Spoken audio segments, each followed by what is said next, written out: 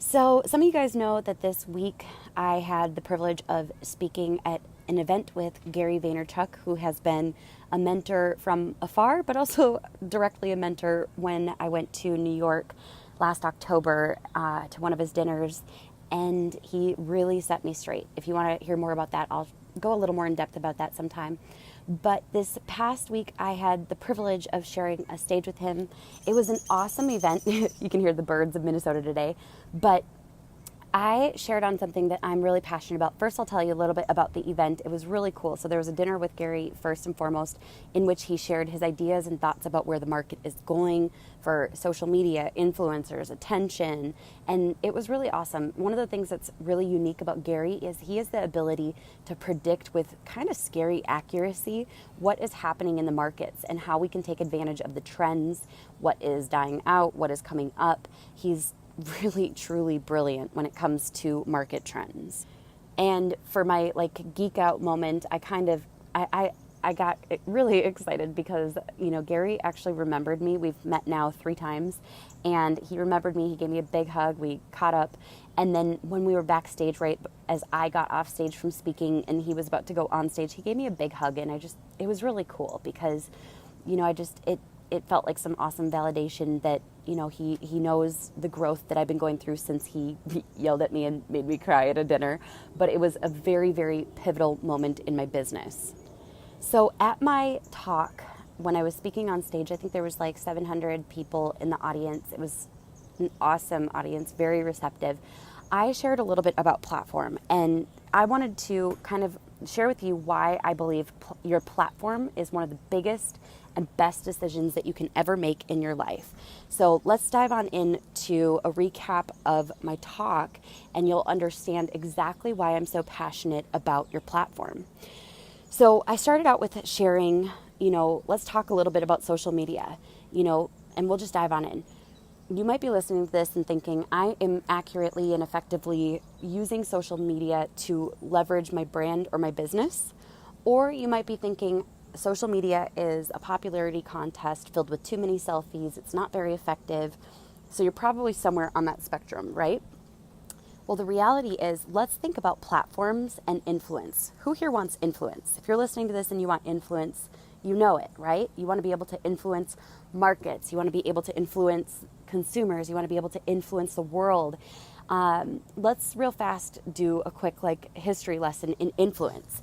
So Carl Icahn is a famous American businessman. He's an investor, and he has consulted with many of the world leaders about their investments. And Carl Icahn actually shifted an entire business's stock value.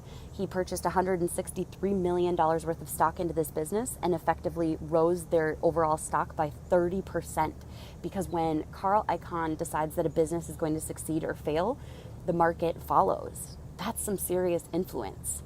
Now, about 20 years ago, Oprah Winfrey poured all of her resources for an entire episode to talk about the cattle industry and how she was scared about mad cow disease and how she wasn't going to eat hamburger anymore. And it actually affected the cattle industry so strongly that they sued her for $10 million. They said that she had such a negative impact, around $12 million on their market, which is crazy. Think about that. Who wants influence like that? Now for a moment, let's dive into Kylie Jenner, who is an up-and-comer, kind of in some respects a socialite, a celebrity. She's someone who, is very famous for having the most liked photos on Instagram ever. And you might be thinking, why are we talking about Kylie Jenner when we're talking about influence and platform? Well, you see, Kylie Jenner tweeted one simple tweet. And in doing so, she dropped the market for an entire company by $1.5 billion. One tweet. She tweeted about Snapchat, and she said, I don't even open my Snapchat app anymore. And their market value tanked. Just crazy, right? How's that for influence? So to put it into perspective, Carl Icahn spent $163 million to influence a market. We've got Oprah Winfrey, who influenced an entire market with an entire episode. And then on the other side of the spectrum, we have Kylie Jenner, who influenced an entire market with one tweet. How's that for influence? It's kind of crazy, isn't it? Now, the thing about your platform is it's absolutely essential to build your platform if you want to create any kind of change in the world. And this is where I see a lot of nonprofits and causes going wrong. They're looking for donations and looking for handouts and trying to get people's attention. But what they don't realize is that platform and influencers' platforms are some of the greatest ways that you can quickly cause massive change. You can influence an entire market, influence decisions of consumers and people, and actually change the world. And this is why I'm so passionate about social media as a way to build your platform and increase your influence.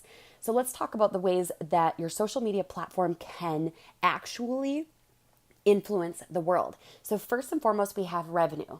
And if you don't believe me that social media can massively influence your business's revenue, even if you're a nonprofit, you're crazy. I think of a couple different examples. We worked with one of our clients where she was making about $4,000 a month in revenue before we took her on.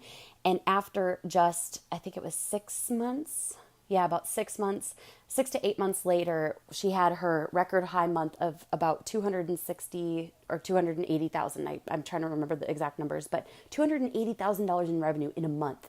She has now gone to actually have a business that's done over $1.2 million, which is just crazy. So how's that for influencing revenue, right? Another one of our clients, before we took her on, she was having a six-figure year. And 9 months ago, we took her on, and she has now earned over $2 million in revenue just because we helped her to build her platform and increase her influence in the market. And I think about my own business, and I don't really share my numbers a whole lot, just because it's like, I don't know, I'm not huge into showing Stripe screenshots or PayPal screenshots. It's, it just feels like a big contest. But just to give you some perspective, let's see, about 4 or 5 years ago, I was making $30,000 a year, $35,000 a year. And over the last 3 years, I've grown my business to a 1.5 million run rate annually, which is just insane. So if you don't believe that you need to get on social media and build up your platform to influence the revenue on your business, you're crazy. You need to do it.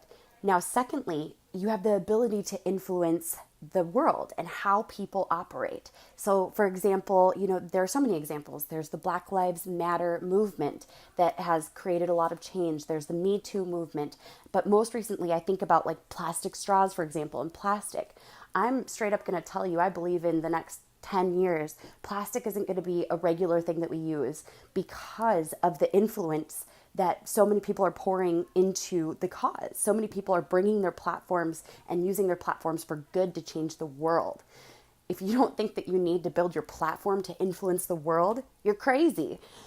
But then there's also helping people. And this is obviously one of my favorite things in the whole world. Just 3 years ago, we were only able to afford to help one single mom. Actually, it was a single mom and single grandma who wasn't able to afford Christmas presents or food for her family. And I wasn't okay with that. So my husband and I, we supported her, and it was one of my favorite feelings in the whole world. And just 2 Christmases later, we were able to support 81 single moms with their Christmas presents and gifts. And that was absolutely one of the best feelings in the whole world. I think about the fact that I've built a community where we all come together. And I myself, as one person, I can't do a lot. I know that sounds kind of funny. If I don't build up my platform, if I don't create an influential vehicle for change, nothing happens. Like, it's kind of crazy to think, you might be listening to this thinking, I'm just one voice. I'm just one bank account. I'm just one person, one signature on a petition. And if you feel that way, I know that they say it like all adds up, but if you think about it differently, when you build up your platform and you use your influence for good to help others, suddenly you're able to rally the troops and bring in a ton of people. So now just one signature could become just 500 signatures, or just one bank account could become 1,000 people pooling finances together to support people. I think about back when Hurricane Maria devastated Puerto Rico, and honestly, the government wasn't doing enough to help the people of Puerto Rico in the aftermath. And I was able to come together with my community, and we raised thousands and thousands and thousands of dollars to bring water and light to the people of Puerto Rico. That never would have happened if I hadn't taken the time to build my platform and use it to influence for good. Do you get why this is so big? Do you understand? This is absolutely essential. Every single one of you needs to build your platform. If you care about revenue, if you care about the world that we live in, if you care about people, it is your moral obligation to build your platform and influence the world. I straight up am so passionate about this, and that's why I'm using one of my favorite mentors line. It is your moral obligation. I take it that seriously. It is your moral obligation to build your platform and influence the world. So I hope you've enjoyed this episode, and I'm sure I'll have some more fun ones this week. I'll catch you on the next episode.